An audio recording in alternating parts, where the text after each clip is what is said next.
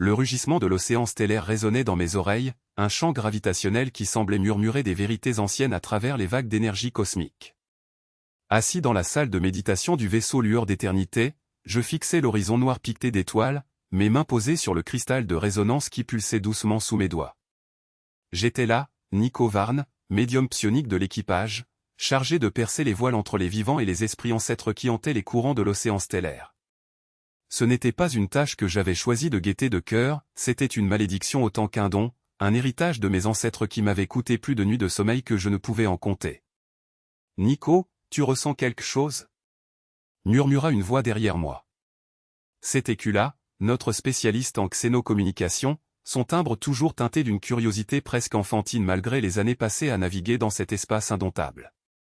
Ses yeux, larges et luminescents, reflétaient les lueurs bleutées de la console de navigation. Je me tournai à moitié vers lui, mes propres pensées encore engluées dans le brouillard psionique que j'essayais de dissiper. « Pas encore, répondis-je, la gorge sèche. Mais il y a une pression. Quelque chose insiste pour qu'on l'entende. Ces esprits ancêtres ne se manifestent pas par hasard.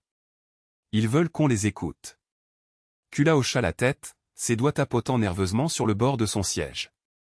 Il n'était pas psionique, mais il avait vu assez de phénomènes étranges dans l'océan stellaire pour savoir que mes paroles n'étaient pas à prendre à la légère. Cet océan d'énergie primordiale, un espace où les lois de la physique semblaient parfois se plier à des volontés invisibles, était un lieu de mystère et de danger. Des vaisseaux y disparaissaient sans laisser de traces, et des échos de civilisations éteintes murmuraient dans les courants. C'était ici que les esprits ancêtres, ces fragments de conscience passée, trouvaient refuge, piégés entre la vie et l'oubli. Je fermai les yeux, laissant le cristal de résonance amplifier mes perceptions. Une vague d'images et d'émotions me submergea, des flashs de vie qui n'étaient pas la mienne. Une cité de cristal s'effondrant sous un ciel rouge sang. Un enfant pleurant dans l'obscurité, sa voix avalée par un vent hurlant. Et puis, une présence, froide et implacable, qui semblait me fixer à travers le vide. Mon souffle se coupa. Ce n'était pas une simple réminiscence, c'était un appel. Ils sont en colère, murmurai-je, les poings serrés contre le cristal. Ils parlent de trahison, de promesses brisées. Ils disent qu'on ne devrait pas être ici. Kula se redressa, son visage crispé par une tension qu'il tentait de dissimuler. Trahison? Mais de qui? Notre mission est purement scientifique. Nous étudions l'océan stellaire, pas. Ce n'est pas de nous qu'il parle, l'interrompis-je, rouvrant les yeux. C'est plus ancien. Bien plus ancien. Il mentionne un pacte, une alliance entre leurs vivants et une autre espèce. Un pacte rompu dans la violence. Un silence lourd s'installa dans la pièce, seulement troublé par le bourdonnement discret des systèmes du vaisseau. Kula se passa une main sur le visage, son regard errant vers l'écran qui montrait les vagues d'énergie de l'océan stellaire, ces flux luminescents qui semblaient danser comme des spectres. « Et ils veulent quoi ?» reprit-il enfin. « Que nous partions ? Que nous réparions quelque chose qui s'est passé il y a des millénaires. » Je secouai la tête, incertain. La colère des esprits ancêtres était palpable, mais il y avait autre chose, un désir enfoui sous des couches de ressentiment. Je me levai, incapable de rester immobile plus longtemps, et m'approchai de la baie vitrée qui donnait sur l'infini. Les vagues d'énergie semblaient presque réagir à ma présence, ondulant avec une intensité croissante. « Ils veulent une réconciliation, dis-je finalement, ma voix tremblante. Une réconciliation post-mortem. Ils ne peuvent pas passer à un autre plan tant que cette blessure n'est pas refermée. Et d'une manière ou d'une autre, ils pensent que nous sommes liés à cela. » Kula me rejoignit près de la vitre, son expression partagée entre incrédulité et fascination. Il n'avait jamais vraiment cru aux histoires de psionique, pas au départ. Mais après avoir vu des choses qu'aucune science ne pouvait expliquer, il avait appris à accepter que l'univers recelait bien plus que ce que nos équations pouvaient décrire. Comment réconcilie-t-on des esprits qui ne devraient même plus exister, demanda-t-il, presque pour lui-même. Je n'eus pas le temps de répondre.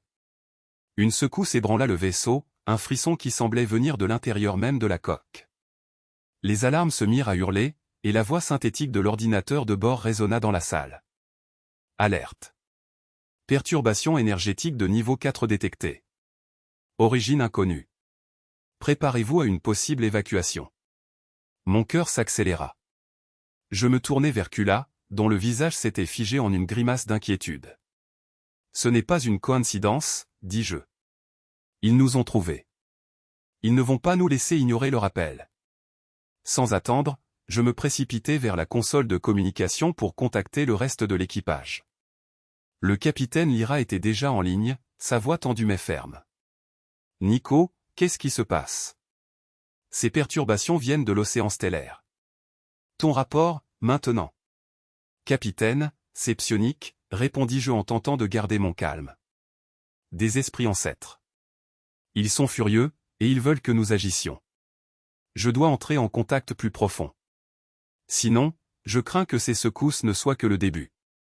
Il y eut un silence à l'autre bout de la ligne, puis un soupir résigné. Très bien. Mais tu ne fais rien sans surveillance. Kula, reste avec lui. Si ça tourne mal, je veux un rapport immédiat. Kula acquiesça, bien que son regard trahît une appréhension croissante. Moi, je retournai vers le cristal de résonance, mes mains tremblantes mais déterminées. Je devais plonger plus loin, affronter ces esprits de front, même si cela signifiait risquer mon propre esprit dans le processus. L'océan stellaire n'était pas seulement un lieu de merveille, c'était un cimetière d'âmes, et je venais d'ouvrir la porte à ses occupants les plus anciens. Je fermai les yeux à nouveau, laissant mon esprit s'immerger dans les courants psioniques. Cette fois, la connexion fut instantanée, presque violente. Des voix, innombrables, s'élevèrent autour de moi, un chœur de douleur et de fureur qui menaçait de m'engloutir. Je luttai pour garder le contrôle, cherchant la source, la conscience centrale qui guidait cette tempête d'émotions. Et puis, elle apparut. Une présence féminine, ancienne et brisée, mais d'une puissance qui me fit frissonner. Son image se forma dans mon esprit, une silhouette translucide, vêtue de voiles stellaires, ses yeux comme deux supernovas éteintes. Elle tendit une main intangible vers moi, et sa voix résonna, froide mais chargée d'une tristesse infinie. « Toi, vivant, pourquoi foules-tu notre repos? Pourquoi portes-tu le poids de ceux qui nous ont trahis ?» Je déglutis, cherchant mes mots. Je savais que chaque phrase comptait, que ma réponse pouvait déterminer si nous survivrions à cette nuit. « Je ne suis pas votre ennemi, dis-je, ma voix mentale tremblante. Je suis Nico Varn, un médium. Je sens votre douleur, et je veux comprendre. Dites-moi ce qui s'est passé. Dites-moi comment apaiser votre peine. » Un rire amer jaillit de la silhouette, un son qui fit vibrer l'air autour de moi, même dans cet espace immatériel. « Apaiser. » répéta TL. Il n'y a pas d'apaisement pour les trahis. Nous étions les gardiens de l'océan stellaire, liés par serment à une autre race, les Vorliti. Ils ont juré de protéger nos mondes, et nous avons juré de les guider dans les courants. Mais ils ont brisé ce pacte. Ils ont pillé nos sanctuaires, massacré nos enfants, tout cela pour leur maudite technologie. Et maintenant, des millénaires plus tard, vos vaisseaux portent leur héritage génétique. Vous êtes leurs échos, même si vous l'ignorez. Mon esprit vacilla sous le poids de ces révélations. Les Vorliti ? Une race oubliée, mentionnée à peine dans les archives galactiques comme une civilisation disparue. Était-il possible que notre propre histoire, celle de l'humanité ou de nos alliés, soit entachée par leurs crimes? Je n'avais pas le temps de m'attarder sur ces questions.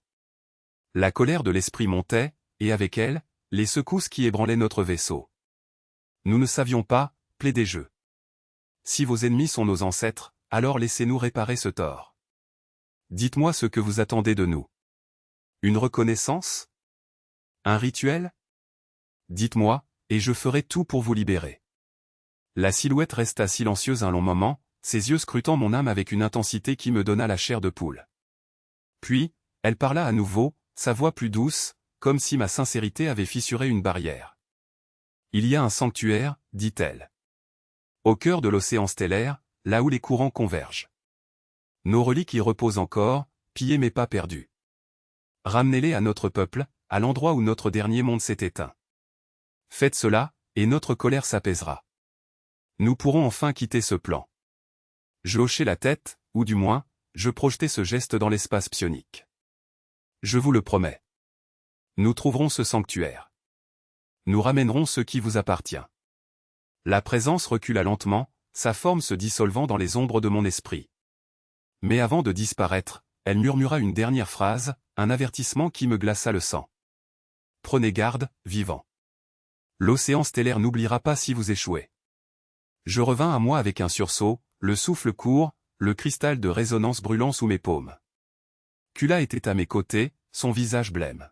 « Nico, tu vas bien? Tu étais parti pendant presque 1 heure. Le vaisseau a failli perdre ses boucliers. » Je lui racontai tout, du pacte brisé au sanctuaire perdu, en passant par la promesse que j'avais faite. Ses yeux s'élargirent, mais il ne protesta pas. Il savait aussi bien que moi que nous n'avions pas d'autre choix. Nous convoquâmes une réunion d'urgence avec le reste de l'équipage. Le capitaine Lyra, bien que sceptique, finit par accepter de modifier notre trajectoire pour trouver ce sanctuaire. Les scans de l'océan stellaire révélèrent bientôt une convergence de courants, un point d'énergie si dense qu'il semblait défier toute logique. C'était là. Ça devait être là. Mais alors que nous approchions, une nouvelle secousse, bien plus violente, fit trembler le vaisseau. Des formes spectrales apparurent sur les écrans, des silhouettes semblables à celles que j'avais vues dans ma vision. Elles n'étaient plus seulement dans mon esprit, elles se manifestaient, testant notre détermination. « Ils doutent de nous », murmurai-je à Kula, alors que des éclairs d'énergie psionique faisaient grésiller l'air autour de nous.